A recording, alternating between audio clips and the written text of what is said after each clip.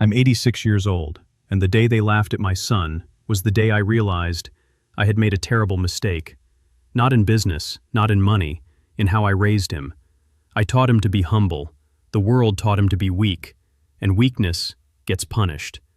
That morning, I went to see him. He told me he got a job, said it was a big opportunity. He didn't sound proud, he sounded relieved. That should have been my first warning, but I ignored it, because as a father, you want to believe your son is finally safe. I wore my best suit, old but clean, pressed it myself, took the bus, held a small gift in my hand, nothing expensive, just something meaningful. I thought, today, I'll see him respected. I was wrong, very wrong. The building was tall, glass, steel, power, the kind of place that decides who matters and who doesn't. When I walked inside, they didn't see a father, they saw a problem. The receptionist looked at my shoes first, then my suit, then my face. And she already decided. Service entrance is around back. No hesitation, no doubt. That's how fast people judge you. I didn't argue, didn't explain. I just walked past her. Because I've learned something. When people think you're nothing, you don't correct them. You let them continue. It makes things easier later. I went upstairs. Quiet floor, soft carpet. The kind of silence that only money can afford. And then I heard it. Laughter. Not normal laughter. Sharp, cruel, enjoying something they shouldn't be enjoying. I followed the sound, and that's when I saw him. My son, on his knees, not metaphorically, actually on his knees, holding a dirty brush, cleaning a floor that someone else had already walked on. His back bent, his head down, like he belonged there, like he accepted it. Let me ask you something. What does it do to a man when he stops resisting humiliation? That's when I felt it. Not anger, something deeper, something colder. Because anger reacts. Cold observes. Standing over him was his boss, laughing, not smiling, laughing. The kind of laugh that comes from control. And next to him was my daughter-in-law, watching, not uncomfortable, not shocked, entertained. That told me everything. This wasn't a bad moment. This was normal. Make it cleaner, the man said. Kicked something across the floor, water spread everywhere. My son didn't argue, didn't look up. He just cleaned it, faster, harder, like approval was something he could earn. Let me ask you something. How far does a man fall before he forgets he ever stood tall? That's when he saw me. Our eyes met, and I expected something, relief, hope, maybe even anger. But no, he mouthed one word. Leave. Not help me, not dad. Leave. That's when it hit me. He wasn't trying to protect himself. He was trying to protect me from seeing what he had become. And that hurt more than anything in that room. I didn't move. I didn't speak. Because moments like this, you don't interrupt. You understand. I stepped back, quietly, walked out. No scene, no confrontation. Because people like that, they expect reaction. They don't expect patience. And patience is where power lives. Outside, I stood across the street, looked up at the building, and asked myself one question. Did they really think this ends here? Because they made one mistake. They looked at my son and decided his worth. And because of that, they assumed mine. That was their second mistake, because they had no idea who they just humiliated. I didn't go back inside. Not yet. Because what I saw wasn't the full picture. It was just the surface. And I've lived long enough to know humiliation like that doesn't happen without a reason. There's always a leash, something holding the man in place. Fear, debt, love, sometimes all three. So I waited. Across the street, watched the building, like it was a machine, and I was trying to understand how it works. People walked in confident, walked out smaller. That told me enough. This place didn't build men, it broke them. Hours passed. Then I saw him, my son, walking out slowly, same posture, same silence, like he was carrying something invisible, but heavy. I followed him, not close, just enough to see where he goes, how he moves, what kind of life he's living now. He didn't go home immediately. He stopped at a cheap diner, sat in the corner, didn't order anything at first, just sat there, staring at the table. Let me ask you something. What does a man think about when no one is watching him anymore? That's when I walked in, sat across from him, didn't say anything. Because sometimes, silence pulls the truth out faster than questions. He kept looking down, avoiding my eyes, like a child who knows he disappointed you, even if you haven't said a word. There was no job, he finally said. Just like that, no build-up, no excuse, just truth. I nodded. Then why were you there? He smiled. Not a real smile, the kind that breaks halfway. Because I don't have a choice. That sentence, it sounds simple, but it's one of the most dangerous lies a man can believe. No choice? I asked. He leaned back, rubbed his face like he was tired of explaining his own life. They pay for everything. There it was, the leash. The apartment, the bills, the insurance. He paused there. That word matters. Insurance. Her condition is serious, he said. She needs treatment, constant monitoring. His voice dropped. And I can't afford it. So he traded something. Not money, dignity, freedom, himself. Let me ask you something. How much is a man willing to lose to protect the people he loves? Everything. That's the problem. They gave me a deal, he continued. Work under them, do what they say, no mistakes. And they take care of her. Not help, control. That's not support, that's ownership. You signed something? I asked. He nodded, didn't look at me. 6 months. Full compliance. No complaints. And if I walk away? He didn't finish the sentence. He didn't need to. I already knew. Everything disappears. The house, the care, the safety.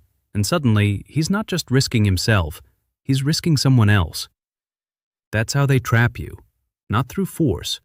Through responsibility. Let me ask you something. What's stronger than fear? Guilt, because fear makes you run. Guilt makes you stay. And she knows? I asked. He nodded again. Of course she knows. But the way he said it told me something else. He was defending her, even now, even after everything. She's under pressure too, he added quickly. They're her family. She's just trying to keep things together. I didn't interrupt because I've seen this before. A man protecting the very person who's part of the system breaking him. She laughed, I said calmly. That hit him. He flinched, just a little. People react differently, he replied.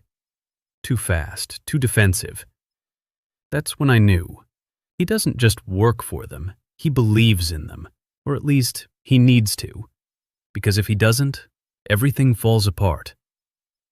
Let me ask you something. What's harder than being trapped?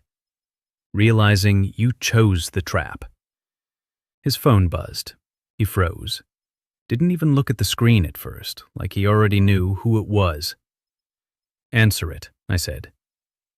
He hesitated, then picked it up, put it to his ear. Yeah? His voice changed instantly, smaller, careful. Yes, I left for a bit. Pause. I'm coming back. Another pause, longer this time. Then, no, he won't come again. That was about me. I didn't react. He hung up, put the phone down slowly. They don't like you, he said. Simple sentence, heavy meaning. I noticed. They think... He stopped. Didn't want to say it. Say it. They think you're nothing. I nodded. That's fine. He looked at me, confused. Why are you so calm? Good question. Let me ask you something. Why does a man stay calm when he just watched his son get humiliated? Because he's not thinking about the moment. He's thinking about the end. I need you to answer one thing, I said. He waited. If you had a real choice, would you stay? No hesitation this time. No. That was enough, because now I knew this isn't who he is. It's where he's stuck. Big difference. I stood up, left money on the table, more than needed.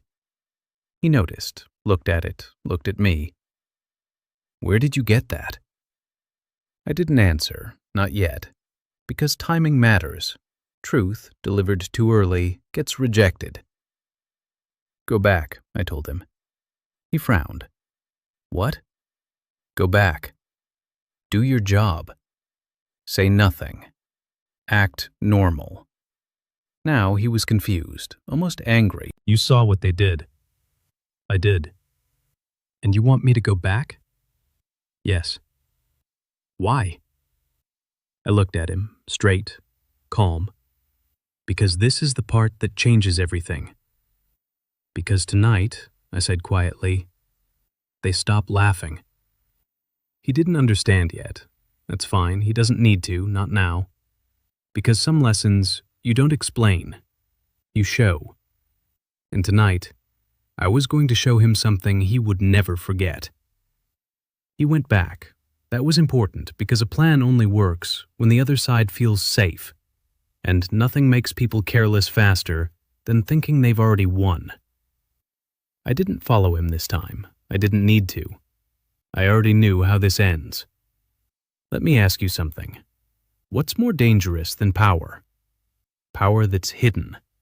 Because when people can't see it, they don't prepare for it. And tonight, no one in that building was prepared. I didn't go home. I went somewhere else, a place I hadn't visited in years. Not because I forgot it, but because I didn't need it anymore. Until now. The door opened before I knocked. That's how it works there. No questions, no introductions, just recognition. Sir. Respect, not forced, not polite, real. That's the difference. Inside, nothing had changed. Same people, same silence, same understanding. Because some worlds don't evolve. They wait. And when you return, they continue exactly where you left them. Status, one of them asked. No small talk. Good. I need everything. That was enough. No explanation required. Because when a man like me says that, it means something serious has already happened. Let me ask you something. How many people underestimate others simply because they look ordinary? Too many. And that's why this works. Within minutes, the room changed. Screens lit up, names appeared, numbers moved. Quiet efficiency. No emotion, just execution. Company structure pulled. Assets mapped. Internal communication flagged. They were fast. Faster than the people who thought they were in control. Because real control is never loud. It's precise. And then I saw it. Everything. The contracts, the ownership, the leverage. My son wasn't working there. He was trapped there. Legally, carefully, intentionally. And the worst part? It was clean. Almost perfect. Almost. Because they didn't expect one thing. Someone who understands systems better than they do. Let me ask you something. What's the biggest mistake smart people make? They think no one is smarter. That's where they lose. Ready? The man asked. I nodded. No countdown, no warning, just action. Across the city, inside that same building, everything started breaking. Not loudly, quietly. Access denied, files locked, accounts frozen. At first, they didn't notice, because problems don't look dangerous in the beginning. They look small, fixable. But then, it spread, fast, too fast. Why is this not opening? Who changed the permissions? What's happening? Confusion. That's the first stage. Then panic. Because once systems stop responding, people realize something deeper. They're not in control anymore. Let me ask you something. What happens to people who rely on power when that power disappears instantly? They fall apart. Inside the office, voices got louder, phones started ringing, orders were given. No one was listening. Because when structure collapses, authority becomes noise. My son stood there, watching, confused, still in his uniform, still holding the same brush. But now, the room around him was changing. The boss who laughed wasn't laughing anymore. He was shouting, demanding answers from people who didn't have any. And my daughter-in-law? Silent, looking around, realizing something she couldn't explain. Fear. That's the second stage, because now they understood this wasn't random. This was targeted, precise, designed for them. I walked in, same building, same floor, same people, but a completely different atmosphere. No one stopped me this time. No one questioned me, because chaos removes judgment. They didn't see a poor old man anymore. They saw someone walking in, while everything else was falling apart, and that made them hesitate. I stepped into the room. No rush, no noise, just presence. My son saw me first. Confusion turned into something else. Recognition, but not understanding, not yet. The boss turned, saw me, and for a second, he didn't recognize me. That's what power does. It blinds you to anything you once ignored. Then it clicked. You? Simple word. Different tone this time, not amused, careful. I didn't answer immediately, because timing matters. Let silence do its work. Let it settle. Let it build pressure. Then I said, "You should have been more careful, who you laugh at. Not loud, not aggressive, calm. That's what makes it heavier." He looked around, at the screens, at the chaos, then back at me. "You did this?" Another good question. I smiled, slightly. "Not alone." That's when it hit him. Not fully, but enough. This wasn't coincidence. This wasn't luck. This was control. And he didn't have it anymore. Let me ask you something. What's worse than losing power? Realizing someone you underestimated took it from you. My son stepped forward, still confused, still trying to understand what's happening. "Dad, what is this?" I looked at him, really looked at him. Not as a victim, not as a broken man, but as someone who forgot who he is and needed to remember. "This," I said slowly, "is what happens when you stop accepting what they give you and start taking back what's yours." Silence. No one moved. Because now, everything was clear. Not fully, but enough. The laughter was gone, the control was gone, the illusion was gone. And in its place was truth. They thought he was nothing, because he was cleaning their floors. They thought I was nothing, because I walked in quietly. They were wrong on both counts, because weakness isn't about position, it's about belief. And tonight, that belief changed, for everyone in that room, but especially for my son. Because now he understood something he should have never forgotten. They didn't give him power, they took advantage of his silence. And silence, when used correctly, is the most powerful thing a man has. If there's one thing I've learned at 86, it's this. People don't respect what they don't understand, and they don't understand quiet strength until it's too late.